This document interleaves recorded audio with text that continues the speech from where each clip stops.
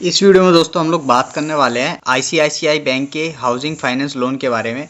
इसमें हम लोग देखेंगे कि एलआईसी में होम लोन के लिए कौन कौन सी स्कीम चलती हैं और इसमें एलिजिबिलिटी क्राइटेरिया क्या रहता है, होम लोन के लिए अप्लाई करने के लिए डॉक्यूमेंट्स क्या लगते हैं, इंटरेस्ट रेट क्या ऑफर किया जा रहा है आरबीआई के रेपो रेट कम करने के बाद, और भी इसकी डिटेल्स के बारे में जानेंगे। और साथ ही में दोस्तों इस वीडियो में हम लोग सैलरी वाइज होम लोन की एलिजिबिलिटी को कैलकुलेट करके देखेंगे कि कितनी सैलरी पर कितने रुपए तक का होम लोन मिल सकता है। अलग अलग सैलरी को हम लोग एंटर करेंगे और उसके अकॉर्डिंग होम लोन अमाउंट निकाल के आप लोग को दिखाएंगे कि कितने रुपए तक का आप लोग को लोन मिल सकता है। तो कंप्लीट इन्फॉर्मेशन के लिए दोस्तों बन रही है हमारे साथ वीडियो में। चैनल पर अगर आप लोग फर्स्ट टाइम आए तो चैनल को जरूर सब्सक्राइब करें। वीडियो इन्फॉर्मेटिव लगे तो वीडियो को एक लाइक जरूर करें। तो चलिए हम लोग अपनी वीडियो को स्टार्ट करते हैं। तो देखिए दोस्तों, आ चुके हैं हम लोग आईसीआईसीआई बैंक के होम फाइनेंस वाली वेबसाइट पर। यहाँ पर आप अगर अप्लाई करना चाहते हैं तो यहाँ पर आप लोग को अपना फुल नेम एंटर करना है, मोबाइल नंबर एंटर करना है और लोन अमाउंट सिलेक्ट करके यहाँ पर अप्लाई नाउ पर क्लिक कर लेना आप लोग को। यहाँ पर देखिए होम लोन में कौन कौन सी जो है स्कीम चलती है। तो देखिए यहाँ पर देखिए सेल्फ एम्प्लॉयड अगर है तो ये स्कीम में चलती है। इसमें इंडिविजुअल के अकॉर्डिंग यहाँ पर जो है लोन स्कीम डिवाइडेड है। तो जैसे सेल्फ एम्प्लॉयड अगर आप लोग है तो न्यू होम लोन,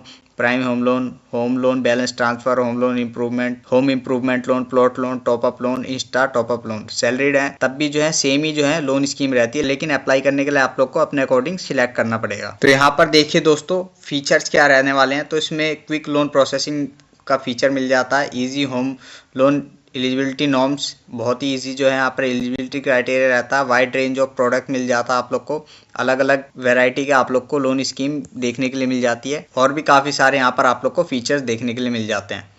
यहाँ पर देखिए दोस्तों होम लोन की स्टार्टिंग हो जाती है 3 लाख से और अप टू 5 करोड़ तक का लोन अमाउंट यहाँ पर आप लोग को ऑफर किया जाता है आईसीआईसीआई बैंक में। इसमें देखिए दोस्तों एलिजिबिलिटी क्राइटेरिया क्या रहता है। तो अगर आप लोग सैलरीड इंडिविजुअल हैं तो नेशनलिटी में इंडियन रेजिडेंस होने चाहिए आप लोग, और एनआरआई अगर हैं तो आप लोग जब भी एलिजिबल हो जाते हैं। एज क्राइटेरिया 23 ईयर से लेके 60 ईयर्स के बीच में आप लोग की एज है तो आप लोग एलिजिबल हो जाते हैं होम लोन के लिए। एलिजिबल जॉब प्रोफाइल्स कौन कौन सी रहने वाली है। तो people working with proprietorship, partnership, LLP और प्राइवेट और पब्लिक सेक्टर कंपनीज एमएनसीज, इनमें अगर आप लोग आते हैं तो आप लोग एलिजिबल हो जाते हैं। को ओन्ड प्रॉपर्टी में देखिए दोस्तों अगर आप लोग किसी वुमेन को अपना को एप्लीकेंट बनाते हैं तो उसमें आप लोग को जो है ICICI bank better interest rate offer करता है। को एप्लीकेंट्स की क्या एलिजिबिलिटी रहने वाली है। तो इसमें मिनिमम एज अगर वो सैलरीड है तो 18 से लेकर 65 ईयर्स के बीच में होनी चाहिए। अब यहाँ पर देखिए दोस्तों आप लोग को एप्लीकेंट को ऐड करने की जरूरत क्यों होती है। तो यहाँ पर अगर आप लोग होम लोन की एलिजिबिलिटी को इंक्रीज करना चाहते हैं, अगर आप लोग ज़्यादा अमाउंट के लिए होम लोन लेना चाहते हैं तो आप लोग जो है को एप्लीकेंट्स को ऐड कर सकते हैं। इसमें को एप्लीकेंट ऐड करने से होता ही है कि अर्निंग आप लोग की इंक्रीज हो जाती है। उसमें आप लोग जो है 2 लोग 3 लोग जितने भी को एप्लीकेंट है सब को मिलाकर आप लोग की जो अर्निंग बनती है उस अर्निंग के बेसिस पर ही आप लोग को जो है होम लोन मिलता है। तो इसलिए आप लोग जो है को एप्लीकेंट ऐड कर सकते हैं। को एप्लीकेंट ऐड करने का ये एक फायदा होता है। अब डॉक्यूमेंट्स क्या क्या रिक्वायर्ड होते हैं। तो दोस्तों देखिए एक फुल्ली फिल्ड एप्लीकेशन फॉर्म की रिक्वायरमेंट होती है जिसमें आप लोगों ने साइन कर रखा होना चाहिए।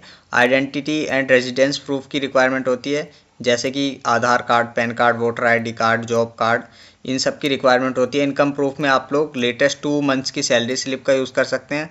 लेटेस्ट फॉर्म 16 और 3 मंथ की बैंक स्टेटमेंट का आप लोग यूज़ कर सकते हैं।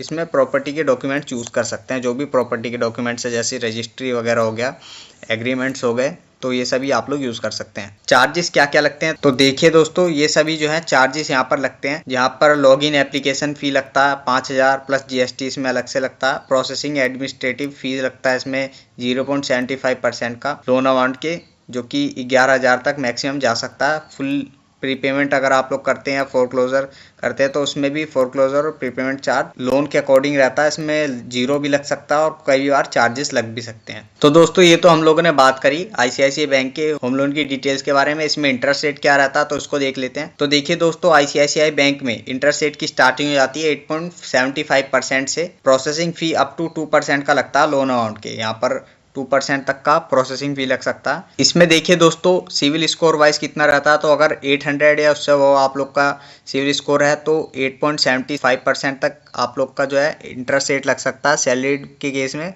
सेल्फ एम्प्लॉयड में भी सेम रहता है। और अगर 750 या 800 के बीच में है तो 8.75% इंटरेस्ट रेट लगता है सैलरीड में और 8.85% लगता है सेल्फ एम्प्लॉयड में। तो ये जो है होम लोन के लिए इंटरेस्ट रेट रहने वाला है आईसीआईसीआई बैंक में।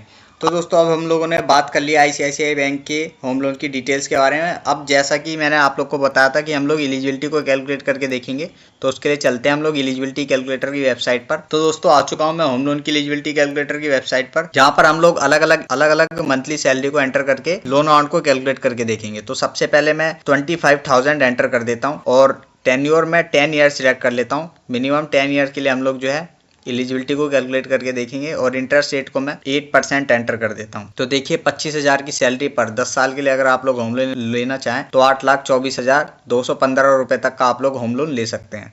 इसको अब मैं इंक्रीज करके 30,000 कर देता हूं। तो देखिए 30,000 की सैलरी पर 11,12,690 रुपए तक का आप लोग होम लोन ले सकते हैं। अब मैं इसको इंक्रीज और कर देता हूं और 35,000 इसको मैं कर देता हूं। तो देखिए 35,000 की सैलरी पर आप लोग 12,98,138 रुपए तक का होम लोन ले सकते हैं।